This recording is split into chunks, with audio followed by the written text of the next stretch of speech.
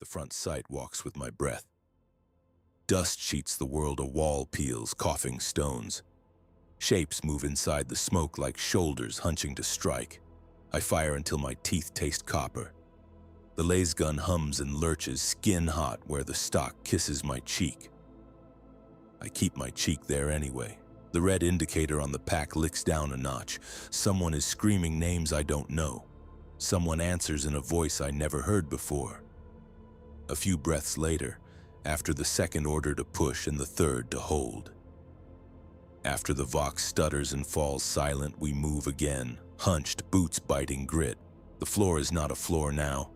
It is splinters of bone and the reek of something oily that burns blue when sparks touch it. We advance by habit, by the way our shoulders nudge each other, left, right, you there, I here. And the sergeant points two fingers and we spill to the doorway and then through, all elbows and overlapping fields where there used to be walls. My mouth is full of cloth and I can't swallow. Every shot writes a white line in the air and carves a notch out of my hearing. I watch the back of Kesh's neck, see sweat hanging off the rim of his bucket like beads on a rosary. The skin on his knuckles is gray with dust. He breathes like a horse, steady like he doubts he can stop. Our boots grind glass into the floor. There are broken panes under the ash and they make a noise like thin ice. We hold a landing between two sets of stairs. The up cries, the down whispers. The enemy, men or not men, coated in something that turns the light brown, comes through a metal door on the far side, and they hunch forward as if the air is too heavy for them. And we put light in them and they jerk and stop as if surprised. I fire with the rhythm we learned. Squeeze, release, squeeze, release. The indicator crawls lower. I have two packs clipped at my belt, promises knocking my hip. Everyone else does too. The sergeant never stops moving his hands. He is counting, or it looks like counting. He has wrapped a charm into his fist until my eyes try to make out words on the frayed paper. He thumps his chest with that hand like reminding it. Kesh laughs, a sharp bark. It breaks as something smashes into the rail behind him, splitting it. The stair shakes like a loose tooth. I put 3 lines into the figure at the door and it folds like a coat on a rail. Another takes its place, taller, a silhouette in ash. I try to talk and it scrapes my throat. All that comes up is left. We shift the way we have done 1,000 times when it was bright and quiet and the floor was painted lines and we were numbers. Now the world moves slower than my thoughts. I can see the las beams nicking paint off the far wall. I can see a string of beads tugged off someone's wrist burst and skip down the steps like fireflies trying to climb and falling back. We answer what comes because we can. The laser gun is an old friend today. It bites my palm, same place each time, leaving a warm coin under the skin. I listen for the hiss that means the pack is not seated right. I listen for the pop that means a coolant vent has stuck. It is all right. It is warm against me and loud, but its voice is mine. Minutes pass, or seconds. There is a lull. I reload without looking, flip the clasp, slap a new pack home. The red bar shines like a lidless eye. I think of water.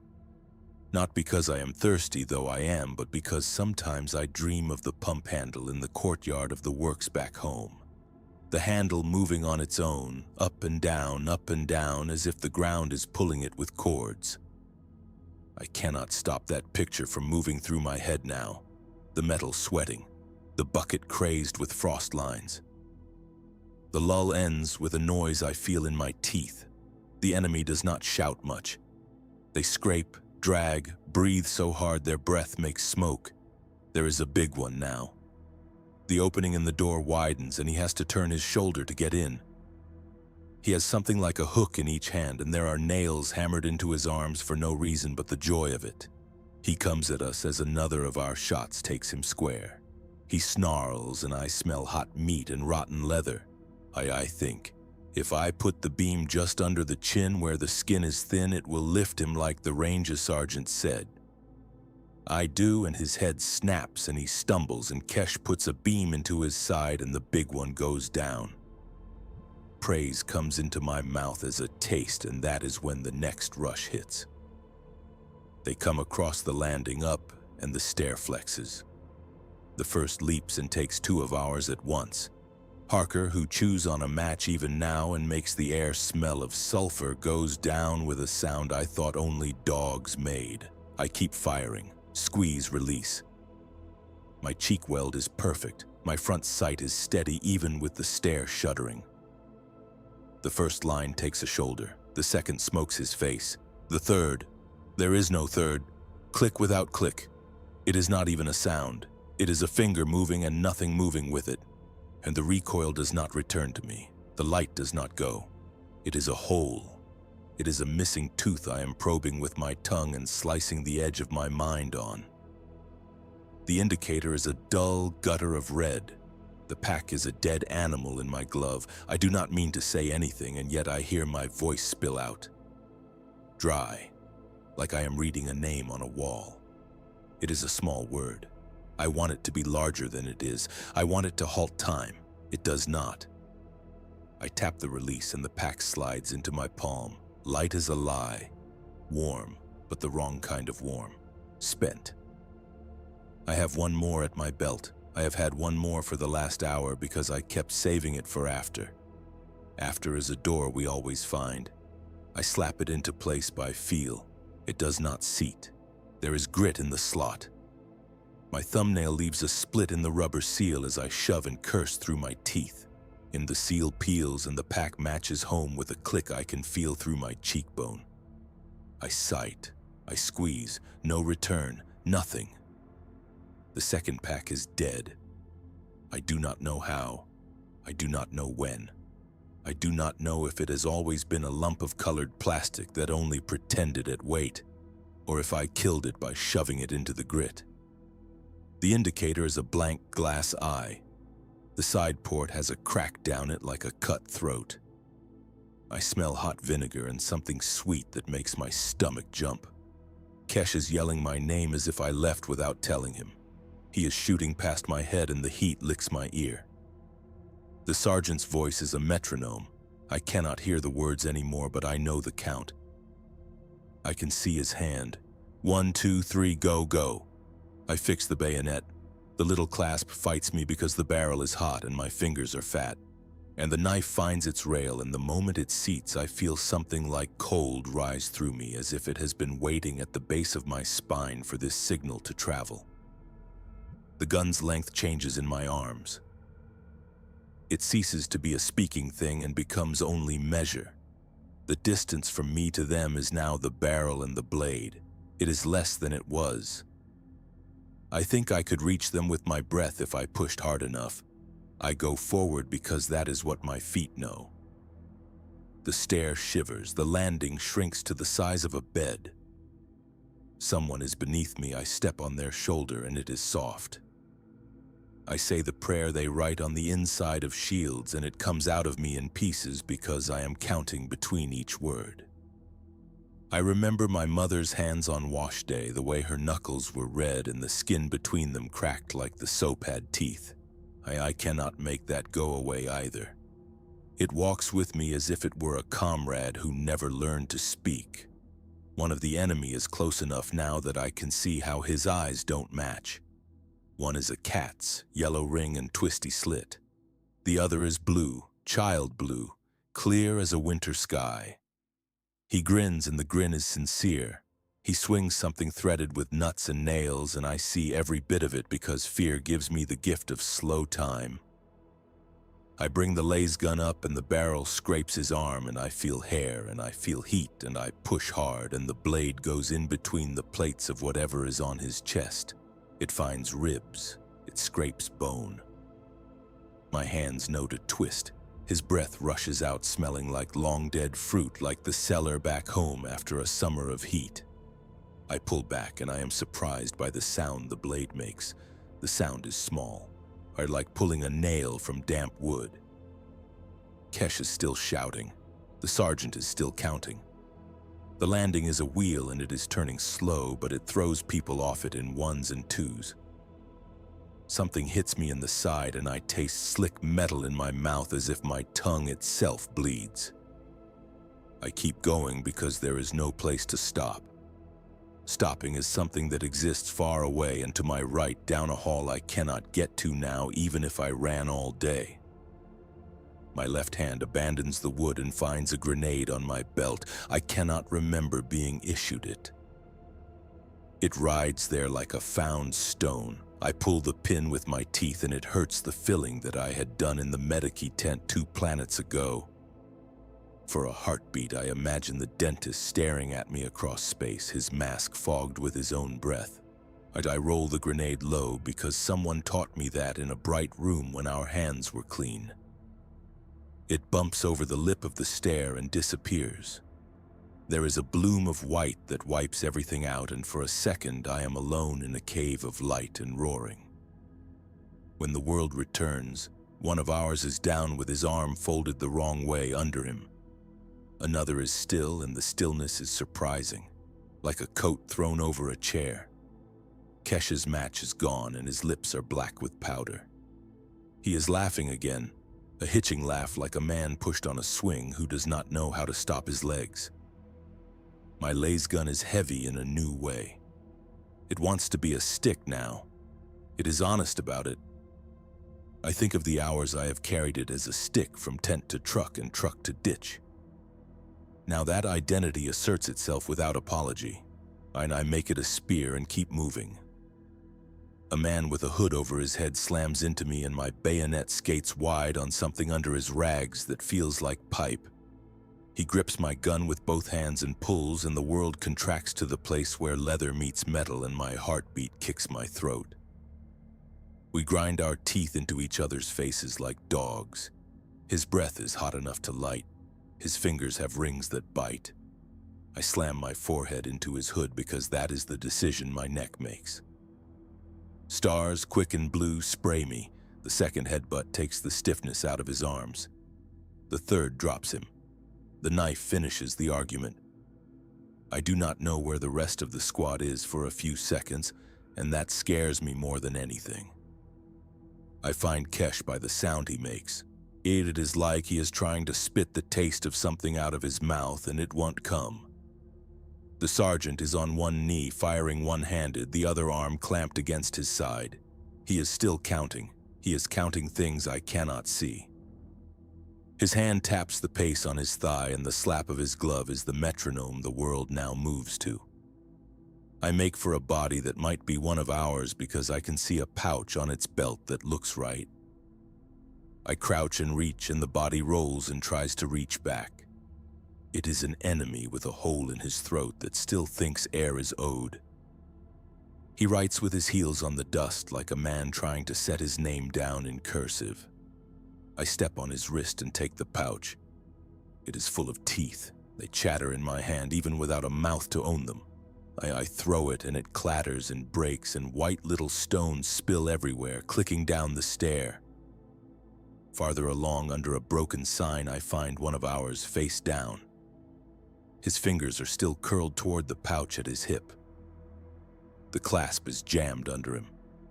I roll him and his neck makes the sound of a stick broken once, then again.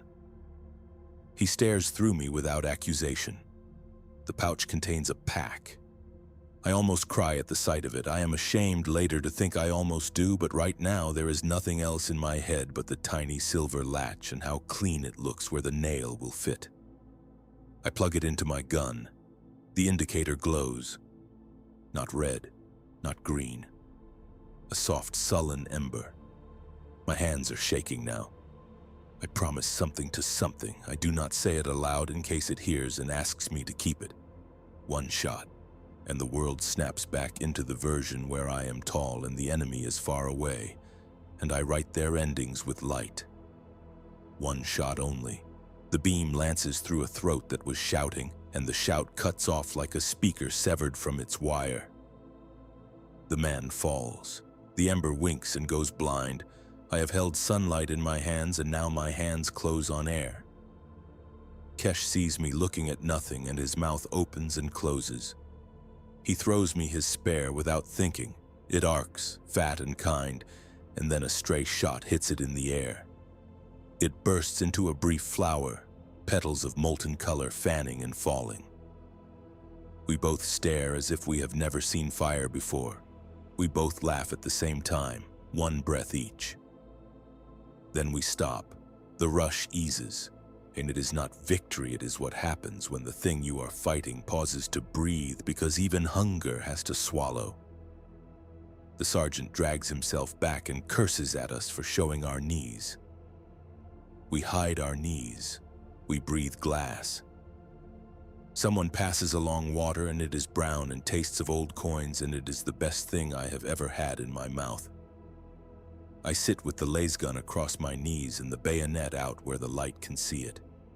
I run a cloth along the blade and the cloth comes away black with other people. I look at my hands. They are new.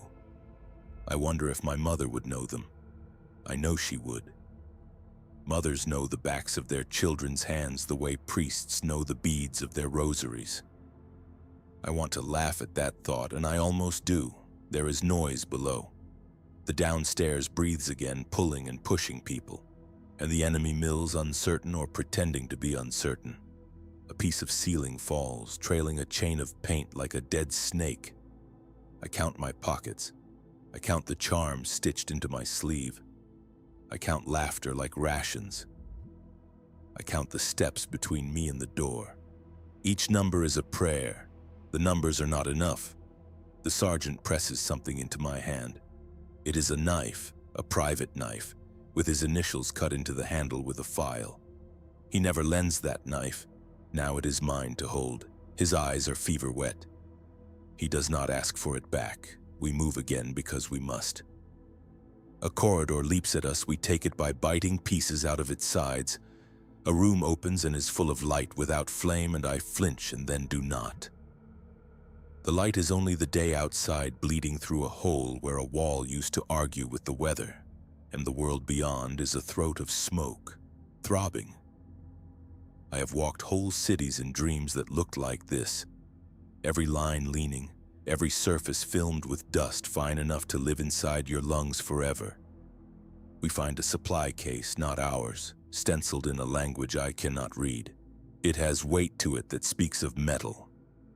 It is locked. Kesh tries to shoot the lock and only then remembers his own emptiness. He mimics me fixing the bayonet and grins sideways. We pry the case open with our blades like two men breaking bread. Inside there are cartridges, but they are for something else, fat brass snails asleep in sawdust. There are flares and twine and red cloth squares. I take the flares and feel like a thief taking candles from an altar. We leave the rest. Voices come up the stair, heavy boots, sure feet. Friends, I think, I do not know, but I never know. Not until I see the way hands come up or down. The sergeant makes the sign for quiet, and we all become our own breath. The shadows lean toward us as if curious. A figure turns the corner with a light on its chest the color of cut lemons. It floods the hall with bitter color. He looks at us without raising his weapon. He is tall and his armor makes it hard for him to fit the space he is in. A skull hangs on his chain, not a human one. Something small and long-nosed, maybe from a field far away. He sees our emptiness anyway. You can see a Mon's hunger by the way his hands sit, and we are all hands. He nods once without moving his chin.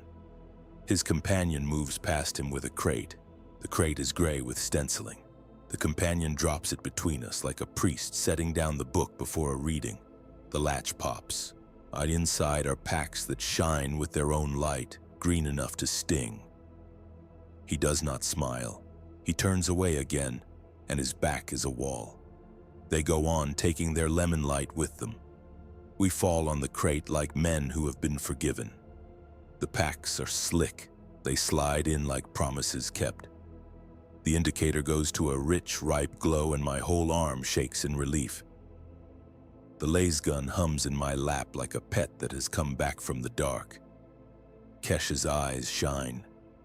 He claps my shoulder with the flat of his hand. His glove leaves a print there, the dust outlining all the folds as if I were wooden, carved, and only now painted. Then the downstairs speaks again, and it is not friends. The first of them comes up with a saw in his hands, not for wood. He wears half a face that is not his, strapped on over his own, and the straps bite deep and leave him smiling, though it must hurt him all the time. He lifts the saw.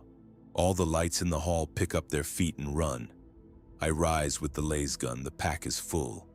I feel it cold and heavy against my belly like a loaf of bread pressed there for the walk home. The man with the saw grins his false grin. I meet him. The first shot is sweet as rain. It lifts a piece of him from the shoulder and flings it back to him. He shakes like he's laughing harder. The second cuts through his knee and he goes to one leg with a ceramite clang. He falls against the wall and leaves a red name there. I do not read it. I do not need to know it. I step forward. I put the third where the false smile straps cross. The straps part. The stolen face lifts free and peels down to his boots like a flag taken by wind. And the man underneath is only a man. He blinks at me, astonished not to be two people anymore. The fourth beam ends his astonishment. I breathe. My mouth is full of smoke and I forget for a heartbeat what words feel like. The stairs below beat with many feet. We set our sights. Our packs glow. Kesh sings something ugly and beautiful. The sergeant's hand finds mine a moment and squeezes 1, 2, 3. The lemon light is gone, but the hallway remembers its afterimage and our eyes burn with it. When the next rush comes, I do not count. I am a machine, yes, but I am also the hand that turned myself on. The laser gun jerks like it wants to leave, but I keep it. The pack runs down, of course it does, and I do not think about it yet. The enemy crest the last step and meet the light we send. Some fall, some do not, and some come anyway out of respect for their own forward motion. I feel the weight shift. I know the moment is near because my arm learns things faster than my head. I shoot.